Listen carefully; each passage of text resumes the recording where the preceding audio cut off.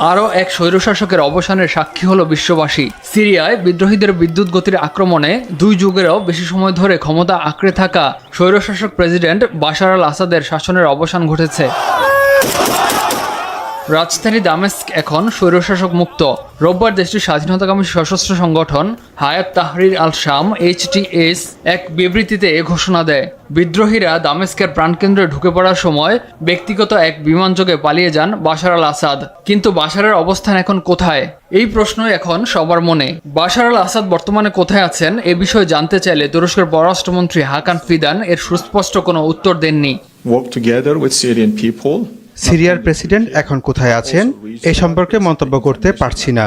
সম্ভবত তিনি সিরিয়ার বাইরে কোথাও আছেন, তবে এ বিষয়ে আমি সুস্পষ্টভাবে কিছু বলতে পারছি না।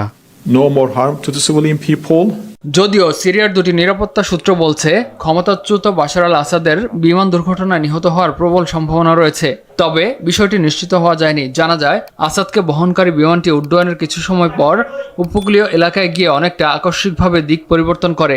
বিমানের এই দিক পরিবর্তন নিয়েও তৈরি হয়েছে রহস্য। বিমানটি প্রাথমিকভাবে সিরিয়ার উপকূলীয় অঞ্চলের দিকে উঠছিল, কিন্তু সেখানকার আকাশে পৌঁছানোর পর আকস্মিকভাবে ইউটার্ন নেয় বিমান। এরপর কয়েক মিনিটের জন্য বিপরীত দিকে উড়ে যায়, আর কিছুক্ষণ পর মানচিত্র থেকে অদৃশ্য হয়ে যায় বিমানটি।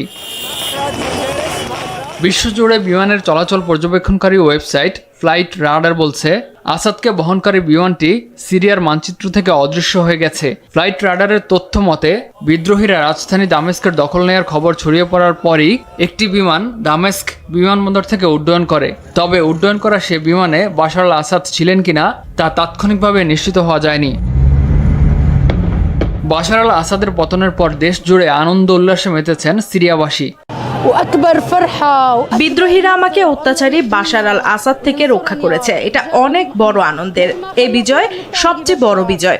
আল্লাহ আপনি বিদ্রোহী যোদ্ধাদের রক্ষা করুন, তাদেরকে চূড়ান্ত বিজয় দান করুন।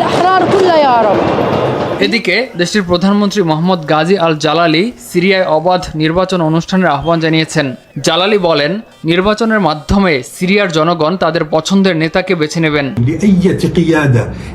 দেশের এই ক্রান্তিকাল অতিক্রমের জন্য আমি বিদ্রোহী গোষ্ঠী হায়াত তাহরির আল শাম HTS প্রধান আবু মোহাম্মদ আল জোলানির সঙ্গে আলোচনার জন্য যোগাযোগ করছি।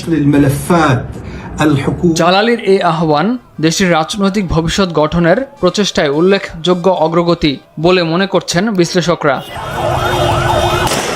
ইমতিয়াজ আহমেদ, RTV।